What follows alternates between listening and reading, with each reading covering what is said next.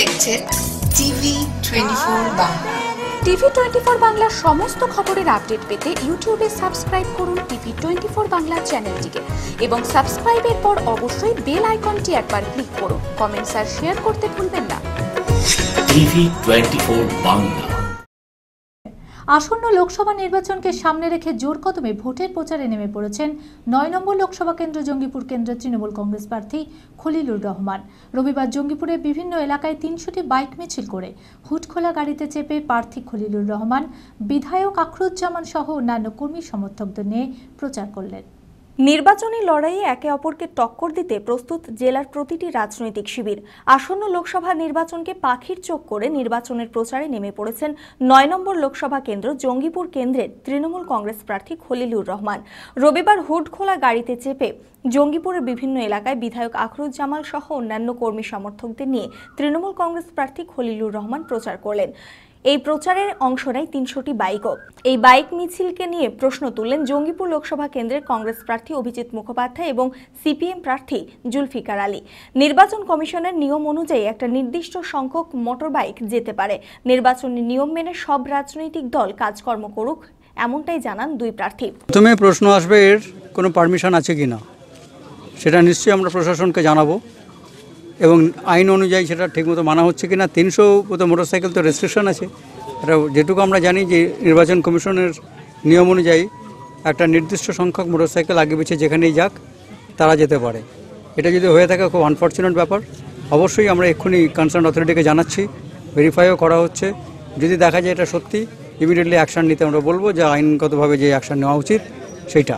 মোটরসাইকেলের র্যালি এবং যে ছবি আমরা দেখতে পেলাম তাতে তার যে দূরত্ব থাকে, 10খানি মোটরসাইকেলের পর আর একটা স্কোয়াড থাকবে, তারপরে আর একটা স্কোয়াড থাকবে। এই যে নিয়মবিধি ইলেকশন কমিশনের, সেই নিয়মবিধি মেনে হচ্ছে না বলে মনে হচ্ছে এবং সেটা সঠিক পারমিশন আছে কিনা আমার জানা নেই।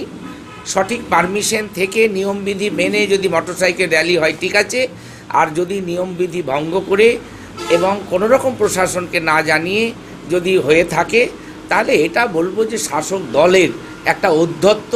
এটা মানুষ ঠিক ভালোভাবে এটা নেবে না, কারণ এটা জাগিয়ে তোলে আমাদের দগদগে যে অভিজ্ঞতা, আমাদের পঞ্চায়েত ভোটের মানুষকে ভোট দিতে দেয়নি এবং কোদালের বাঁটে, এটা ঔদ্ধত্যের প্রকাশ হবে। এবং যেভাবে মোটর র্যালিটা হচ্ছে সেটা আমার মনে হয় যে নির্বাচন কমিশনের বিধি মেনে হচ্ছে না।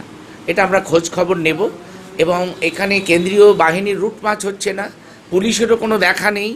আশা করব যে নির্বাচনী বিধি মেনে সব রাজনৈতিক দল কাজ করবে এবং তৃণমূলও সেটা করবে। তারা যেন ক্ষমতার ঔদ্ধত্য না দেখায়, পুলিশের যেন সঠিক ভূমিকা থাকে, কেন্দ্রীয় বাহিনীর সঠিক ভূমিকা থাকে।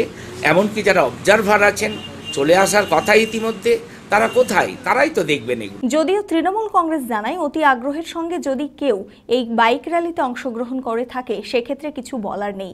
নির্বাচনের নিয়ম মেনেই সব কাজকর্ম করা হচ্ছে।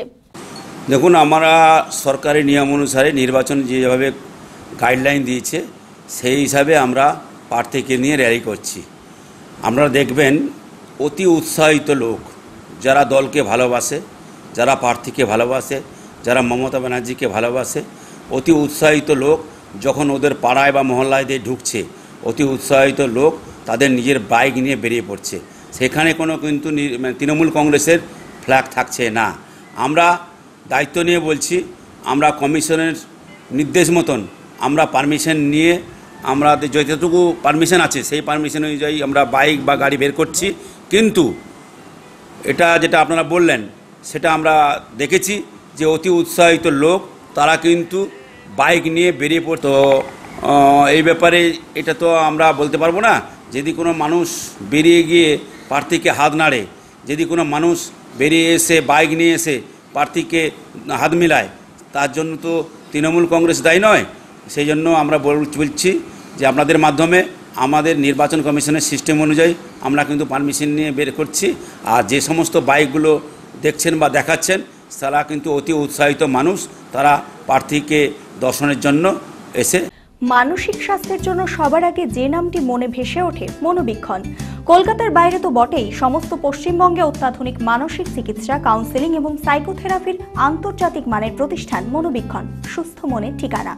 যোগাযোগ নাম্বার 7477799515 অথবা 8981464344 অথবা 9007574740।